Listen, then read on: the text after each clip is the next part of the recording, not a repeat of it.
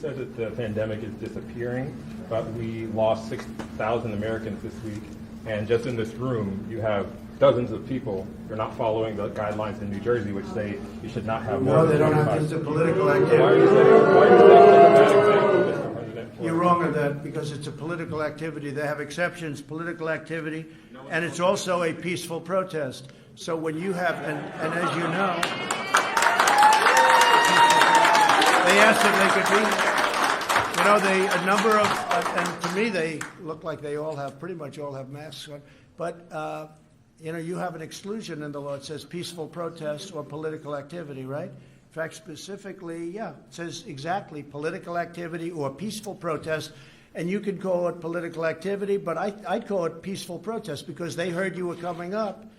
And they know the news is fake. They understand it better than anybody. And they asked whether or not they can be here. Like the question about Russia, he doesn't mention Iran was in the report. He doesn't mention, or he mentions very late that China was in the report, because that's the way they are. They're not. If the press in this country were honest, it wasn't corrupt, if it wasn't fake, our country would be so much further ahead. But we're doing really great. Thank you all very much. Thank you very much.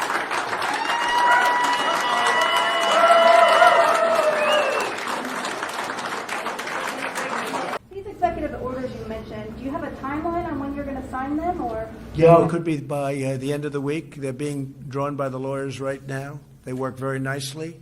It would be nice to be able to do it with the Democrats, but they're really just interested in one thing, and that's protecting people that have not done a good job in managing cities and states, and nothing to do with COVID, nothing to do with, or little to do. They want to be able to make up for many, many years, in some cases decades of bad management. We can't do that. So that's what they want. They want to do that, and we don't want to do that. Are you concerned about the legality of these executive orders? No, not at all. No, if somebody, well, you always get sued. I mean, everything you do, you get sued. I was sued on the travel ban, and we won. I was sued on a lot of things, and we won. So we'll see. Yeah, probably we get sued, but people feel that we can do it. Jeff, go ahead. Thank you, sir. Mr. President, the intelligence agencies today said that Russia is already meddling in this year's election to hurt Joe Biden, and that China is considering meddling to hurt you. Do you believe that intelligence, and what do you plan to do about it? It could be. I mean, I could be very much. I think that the last person Russia wants to see in office is Donald Trump, because nobody's been tougher on Russia than I have ever. That's not what the intelligence. Well, I don't care what anybody says. Nobody with any common sense would say, do it. Look at what we've done with our military. Look at what we've done in exposing the pipeline with billions of dollars going to Russia. Look at all of the things we've done with NATO, where I've raised $130 billion a year from countries that were delinquent, and now they're paying all of this money.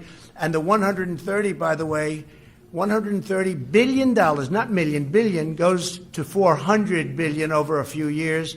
And that's all money to protect against Russia. China would love us to have an election where Donald Trump lost to sleepy Joe Biden. They would dream. They would own our country. If Joe Biden was president, China would own our country. And you said another country. What was the third country? No, just those two. No, you didn't. You didn't say that in the report. The report said Iran also, but you didn't say that. Iran would love to see me. Iran would love to see me not be president. And I'll make this statement: if and when we win, we will make deals with Iran very quickly. We'll make deals with North Korea very quickly. And whatever happened to the war in North Korea, you haven't seen that, have you? If I didn't win the election in 2016, our country would now be, maybe it would be over by now, but in war with North Korea. Everybody said, oh, Trump will get us in war. No, just the opposite. And we actually have a relationship with North Korea, which is something that was never established by the previous administration.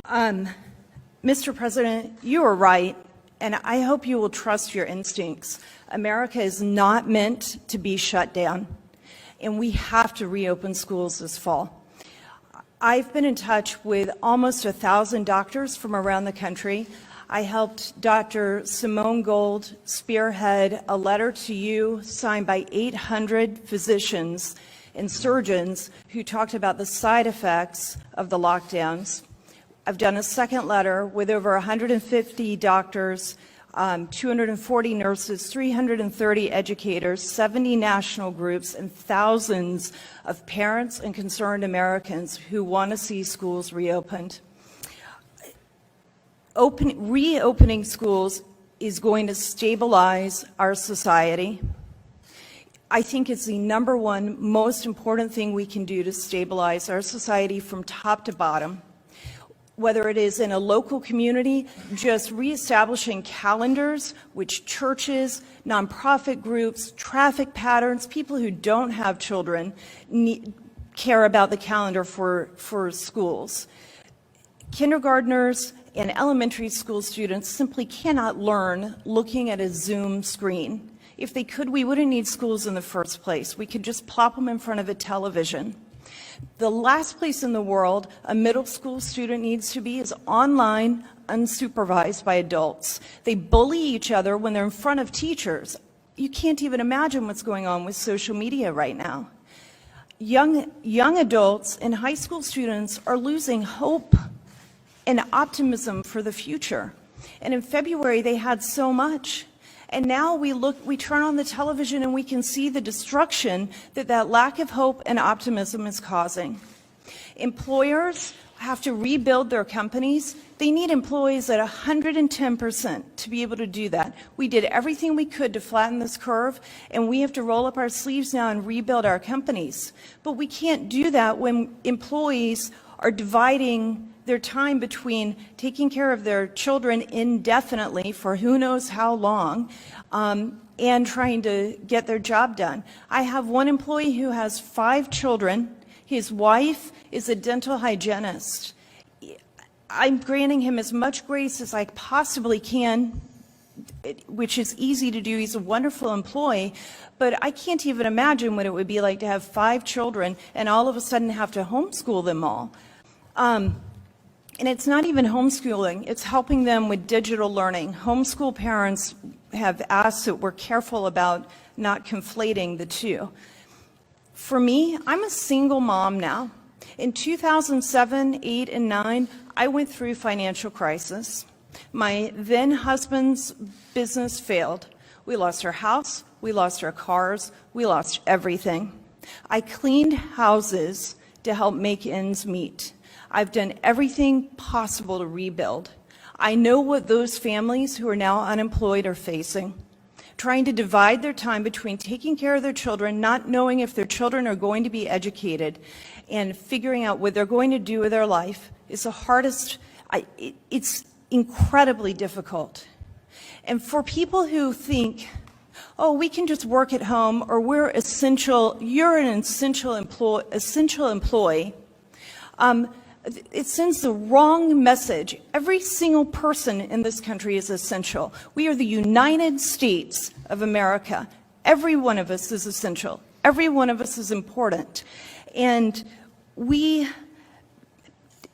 not every single family can afford a computer so that their children can be online at the same time, or Wi-Fi, as Kellyanne was just talking about, to be able to do Zoom all at the same time. So families are suffering, and the education is suffering as well. And as a single mom, this situation is ripping me in two. You cannot be in 2 places at once, physically or mentally. And I'm doing the very best I can to take care of my children. Their father, when they're living with their father, he does a great job taking care of them. But when they're with me, I'm doing everything I can to take care of them, help them prepare for their senior year of high school, make up prom, dealing with whatever else we have to deal with from the shutdowns, and run a company and work. And it's impossible. It's impossible to do what we need to do. So the schools must be reopened. It will stabilize our country. I cannot thank you enough for doing this today and sending this message. And the doctors who I've been working with, they want to do anything they can to help calm the fear that is permeating our country. They understand we have to have a healthy respect for the virus, and we have to be able to live our lives. And they and I will do anything we can to help you with that. Thank you very much. Great job. Looks like you're doing a good job. Is your mother doing a good job? She good, right? You said the right thing. Okay.